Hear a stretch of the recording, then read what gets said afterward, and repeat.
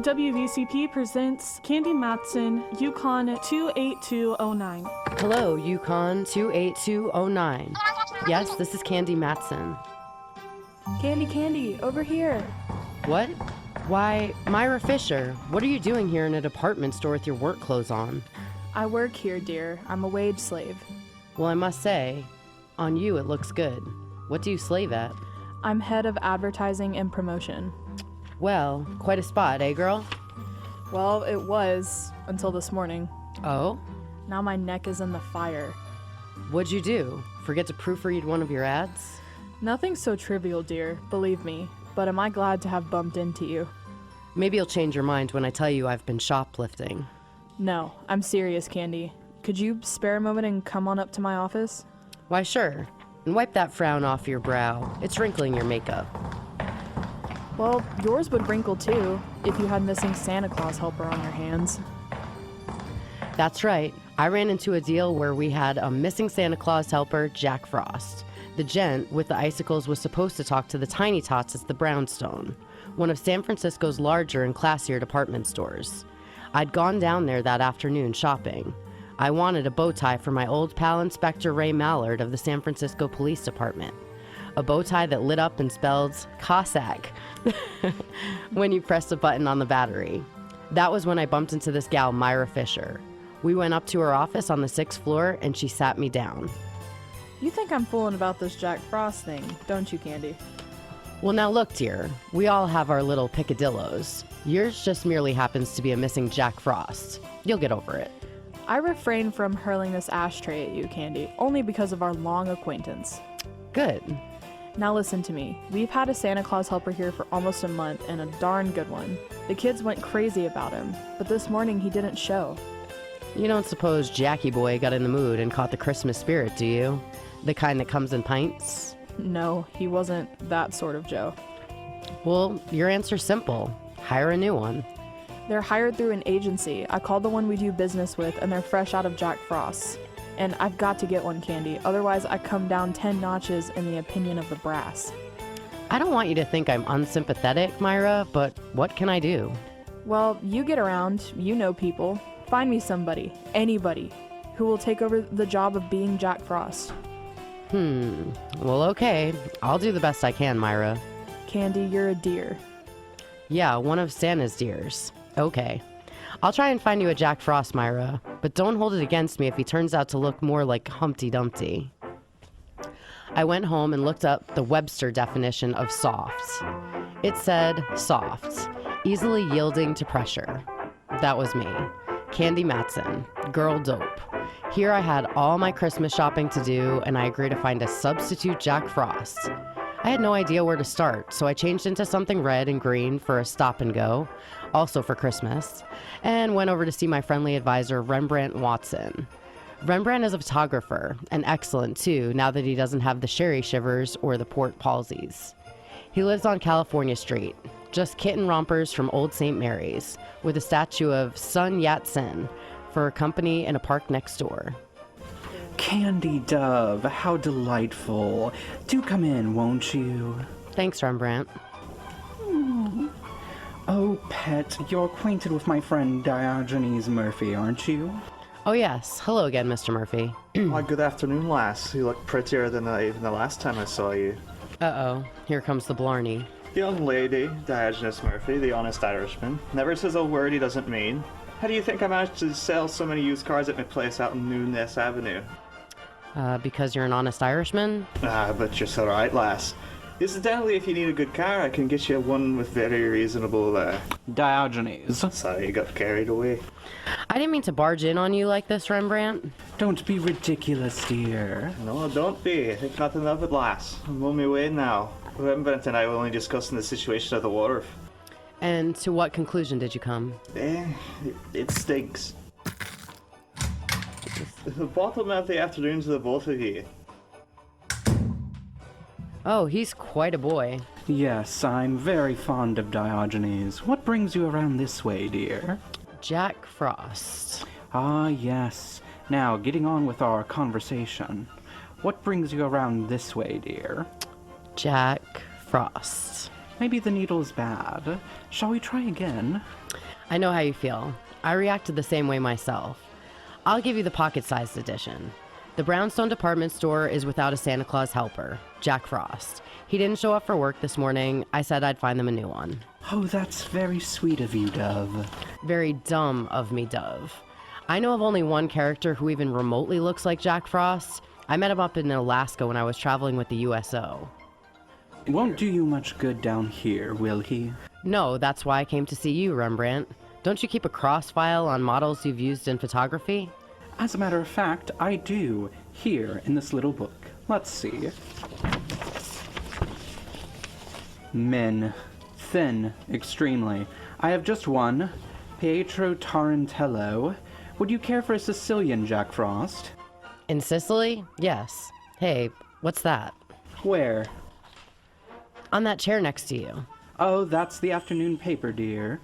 Diogenes left it, I imagine. Yes, but on the front page... Why, here's the whole story about the missing Jack Frost on the front page. What he got in his Christmas stocking? A slug in the head? That's no way to treat Jack Frost. And here's a picture of the guy, without his false icicles. What a ham. Looks like he stepped right out of an 1890 Shakespearean play. I hate to say this, Rembrandt, but he resembles you. I take back what I said. Rembrandt. Divorce yourself from that tone of voice, Candy. I despise it. Rembrandt, I've got an idea. You usually do. You like little children. Can't stand them. You like to talk to people. I abhor conversation. You like to be charming. Lost me charm. Gay? Lost me gay. With the help of a few icicles, Ducky, you're going to be Jack Frost. Rembrandt fought. He argued. He paced the floor. He had the vapors. He fainted. I brought him to. I won the argument. I got my friend Myra Fisher on the phone and informed her that one R. Watson would assume the role of Jolly Jack Frost on the morrow. She was delighted. I couldn't say the same for Rembrandt. Then I went home. I was greeted by a sound very much like that of a phone ringing. Using my keen instincts, I figured it was the phone. It was. Hello, Candy Matson. How do you do, Miss Matson? Allow me to introduce myself. Aloud. My name is Berg, Prentice Berg. I'm the first assistant vice president of the Brownstone. Brownstone? Oh yes, that's a store of some kind, isn't it? Yes. Now the reason for my call. There's been, shall I say, a rather unfortunate occurrence in our store today. So I read. I need the help of a professional sleuth. You were highly recommended by the head of our advertising department, Miss Myra Fisher. Aha, the thick plot-ins. I beg your pardon? Oh, no need to. You didn't do anything. Okay, care to talk to me now, Mr. Burke? Oh, I'd much rather have you come down to my office, Miss Matson. This matter is of an extremely confidential nature. I'm your girl then, figuratively speaking. How long will you be there? As long as necessary, that's up to you. Very well. I'll be there in a half hour if I can find a place to park. I only had time for a fast change, so I made it from indiscreet to taboo. I sniffed at it and felt I was on the right scent. Then I climbed in my car, drove down Kearney Street, waved a crisp single under the nose of a hotel doorman, and had my car taken care of. Then into the Brownstone and up to Mr. Prentice Burke's office. I flipped a hip past the girl secretary and walked on in. Burke was waiting for me. That was obvious. I could tell by the expression on his face. It was worried look number 12B. How do you do, Mr. Burke? I'm Candy Matson. Sit down, won't you? Thank you. Now, our subject is what? A man named Jordan. That's on another network. Beg your pardon? Oh, that's all right. Now, about this Jordan? Yes, Ralph Jordan to be exact. Well, that's a relief. For a moment, I thought you wanted to talk about Jack Frost. That's just it. He was Jack Frost. Oh, me and my big mouth. He was working here up until yesterday afternoon. Maybe you read about it. He was found shot today. Yes, I read about it. That's the reason I've called you. Why didn't you have your own store detectives take over, Mr. Burke?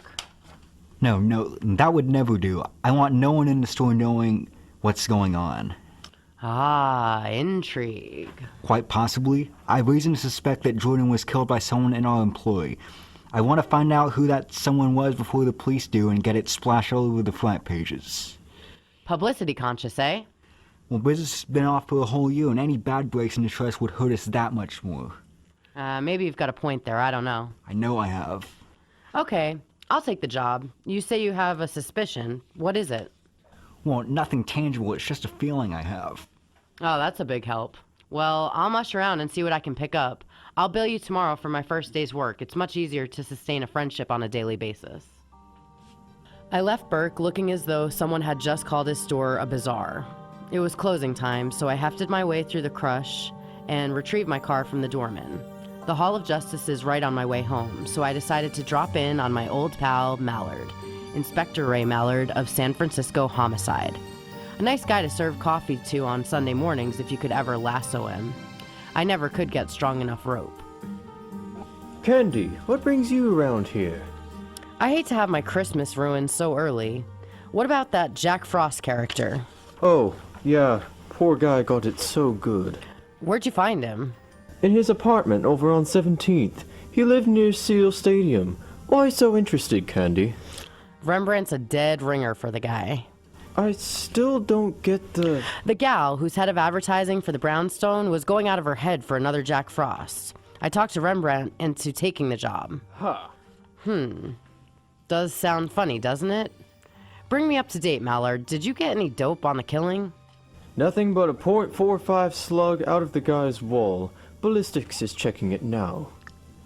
Nothing else? If I did, should I tell you? No, I guess not. This goes beyond just the normal curiosity, Candy. What are you drilling for? Oh, only that I'm worried about Rembrandt. I got him the job. I'm responsible. I wouldn't want anything to happen to him. Ask a silly question, Mallard, and you get a silly answer. Okay, let's forget it. How's about dinner tonight? I fought this thing long enough, okay? Candy?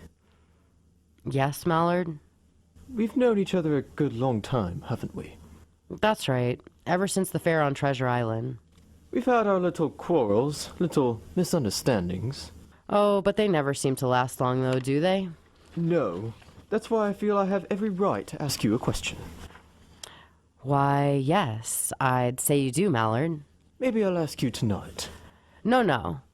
Go ahead. Now's as good a time as any. Perhaps it is, Candy. You get around a lot. You meet people. Do you know where I can get a couple of tickets to the Rose Bowl game? My brain lit up like a Roman candle. I stormed for the door, turned back, stood there, my jaw waggling helplessly. Then I stuck my tongue out at Mallard and left. It was the only thing I could think of doing. Oh, he can make me so mad. But inside half an hour after I got home, I started to laugh. Felt much better. Just as I was puttering around getting ready, the apartment buzzer buzzed. Is that Mallard? Much too early. But I was wrong. It wasn't Mallard. Well, Myra, what a surprise. Do come in, won't you? No thanks, Candy. A friend of mine's waiting in his car outside, and he's driving me home. Oh, I'm sorry you can't stay for a moment. So am I, dear. Just dropped by to leave this. Merely a little token of thanks for getting me off the hook.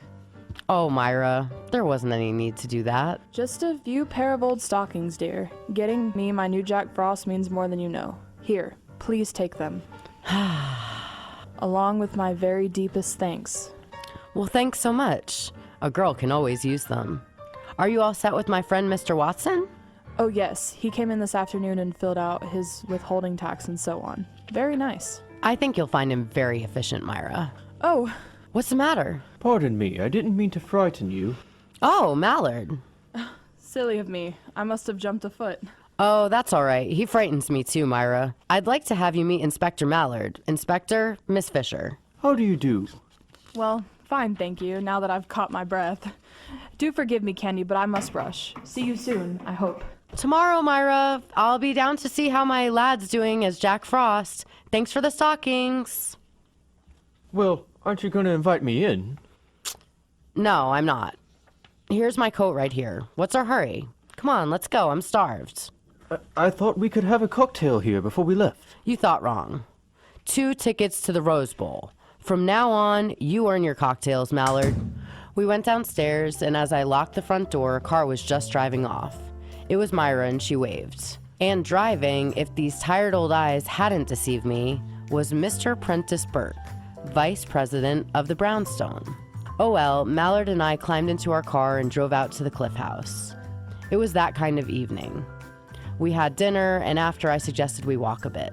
The night was crisp and clear, and the evening star was hanging out above the dark waters of the Pacific, like an iridescent Japanese lantern. It cut across a little road above Sutro Baths, where an old car barn had once stood, and worked our way over the cliffs and stood high above Land's End. It was exhilarating. Penny for your thoughts, Candy. Inflation is still here. All right, make it 2 pennies. Well, I was just thinking, Mallard, dear, when you see a star in the sky, soft water below, feel Christmas in the air, how can there be violence in the world? Ah, an age-old question, pal. One I can't answer. I'm too small. Hey, you're cold. I better put my arm around you. Mallard, no. What's the matter? The headlights from that automobile are shining right down on us, and we... Mallard! Candy, what's wrong? Got your flashlight with you? Sure. Also my gun and my handcuffs. Anything else we need? A mortar, maybe. The lights from that car, they shone on something. Down there, under that tree. Oh, Candy. Just for once, can you stop digging up a mystery? Be human. I am being human. Come on, Mallard. I want to see what's under that tree. We scrambled around through the brush, slipped into some sliding sand, and rode the crest down to the tree. It wasn't easy to get around some of those brambles, but get there I fully intended doing, because what I saw was red. Bright red. You okay, Candy? Nothing that a new pair of nylons won't fix. Shoot the flashlight over there this way a bit, Mallard. Oh. There, that's it. Now, do you think I'm dreaming things up? What is it? Wait till I hold it up. Well, looks like some kind of costume. Right. And look, if those aren't bloodstains, I'm a Labrador Retriever. No, you're Candy Matson. Those are bloodstains. How was your boy dressed when you found him? Torn slacks, sweater, shoes, no socks. This was most likely his costume then. Yeah. Don't move around too much, Candy. I want to have a good look at the ground. Hey, what are you doing down there? Who's that? Officer King, please, now get up here and don't try any tricks. That's all right, officer. This is Inspector Mallard, homicide. Oh, sorry, Inspector. That's all right. Stay right where you are. We'll be right up. Well, this is a break, Candy. I want you to drive me to a phone. I'll leave the officer here to guard the place. You can go home. I've got work to do here, okay? Yeah, sure. Well, for once we had dinner before you had a chance to break the date. This baby was hard to reconstruct. Was the guy knocked off out here at Land's End? Or was he bumped off at his apartment, the killer driving way out to the beach and hiding the costume? Only time would tell. I went home, climbed into bed, and logged about 8 hours.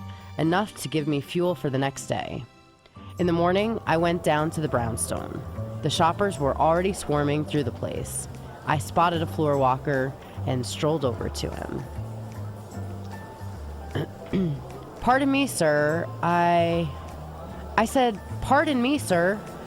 I'm very busy, young lady. Make it as brief as possible. You do work here, don't you? Of course.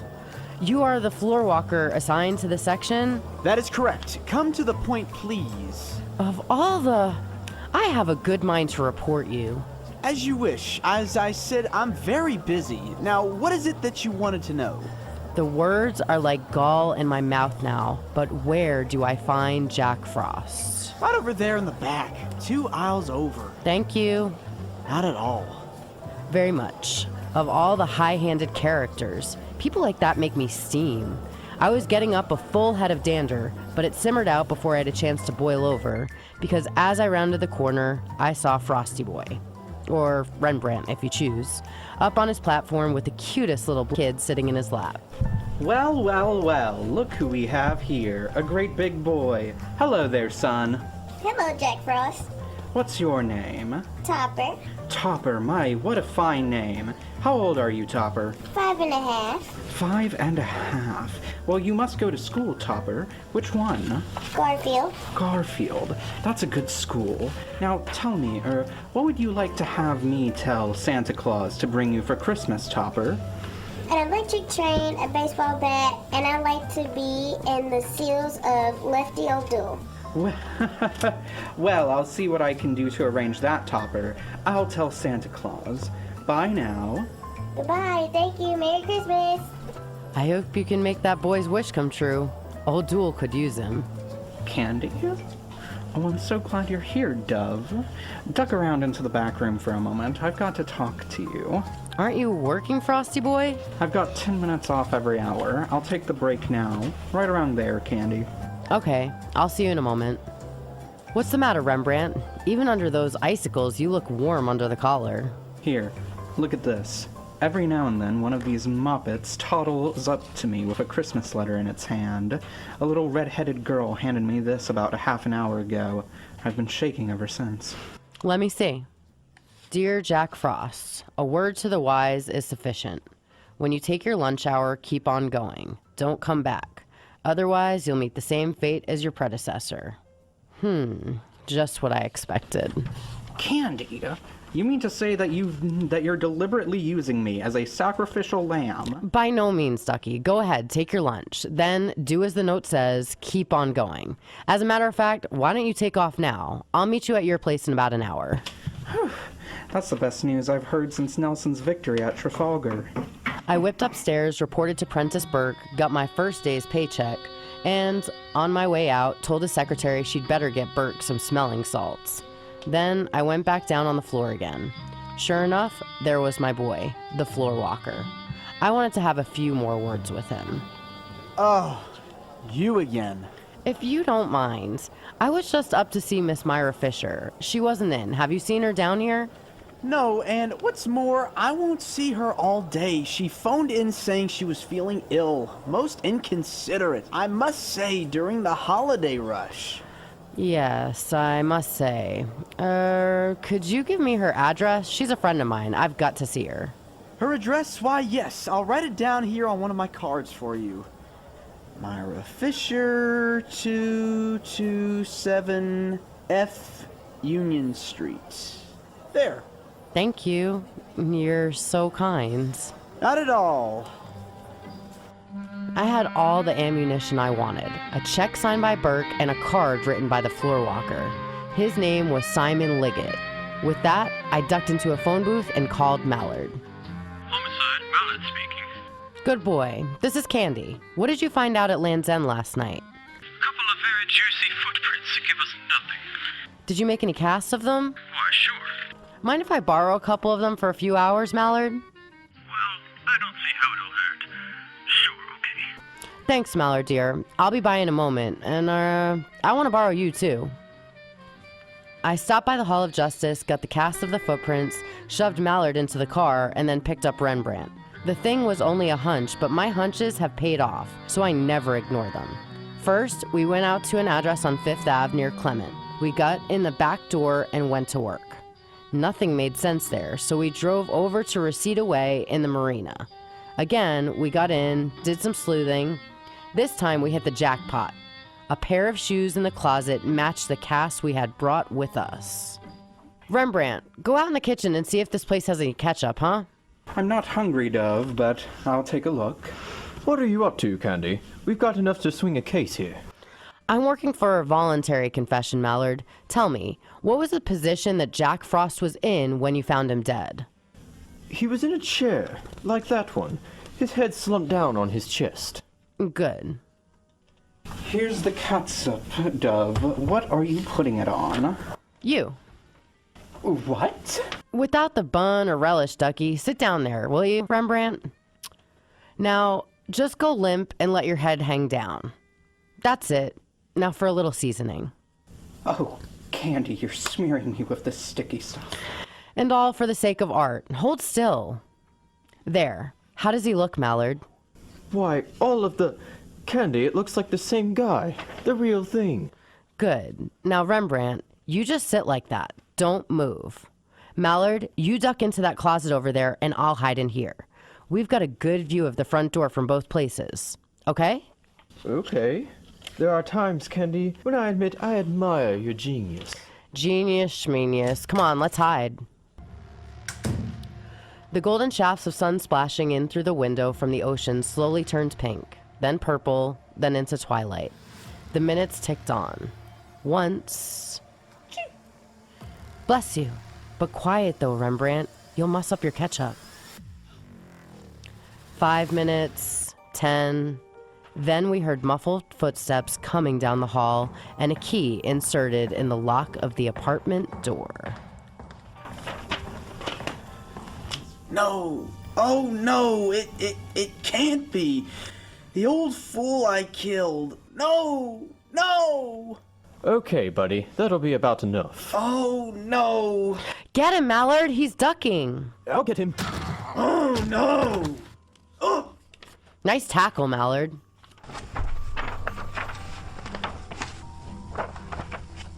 All right, Mac. You got to remain peaceful, or do I have to give you a little tap? No, I'll be quiet. You got me. I did it. I did it to the both of them. I killed them. I killed them. I killed both of them. Both of them? Yeah. Look behind the sofa. The sofa. The girl. And that Jack Frost. The sofa. The sofa? Wait a minute, Mallard. Oh, Mallard. More trouble, Candy. Yes. An old friend of mine. The late Myra Fisher. The whole thing was jealousy. Not the jealousy of a man for a woman, but the jealousy of a man for her job. Simon Liggett had been with the Brownstone for almost 20 years. He'd worked himself up from the stock boy to a place where he'd been promised the job of head of advertising and promotion. He almost got it, except at the last moment, Prentice Burt gave the position to Myra Fisher. That had only been 2 weeks before. He knew that Myra was on a probationary term, so he did everything he could to undermine her. Little things like changing ad copy, sending out false stories to newspapers. He figured that if he could keep the store without a Santa Claus helper, he'd break Myra's back and get the job by the first of the year. He paid a visit to the first Jack Frost and tried to bribe him into quitting, but the guy would have none of it. There was a struggle. Liggett lost his head and whipped out a gun and shot him. He was still in his costume, so Liggett stripped him, put some old clothes on him, drove out to Land's End, and ditched his costume. Then he felt sure there would be no Jack Frost the next day. But that's when Myra met me, and I talked Rembrandt into taking over. By this time, Liggett was in a frenzy and would stop at nothing. He trailed Myra and Burke to Myra's home, killed her, took her body over to his place, and ditched it behind the sofa. The next morning, he wrote a note to Rembrandt and gave it to one of the little girls waiting in line to see him. Fear and envy were taking their toll on the poor guy's minds. I wanted to compare the handwriting, so I had Burke write me a check and Liggett write Myra's address on a card. Also, we had the footprint casts. Between the two, everything pointed toward Liggett.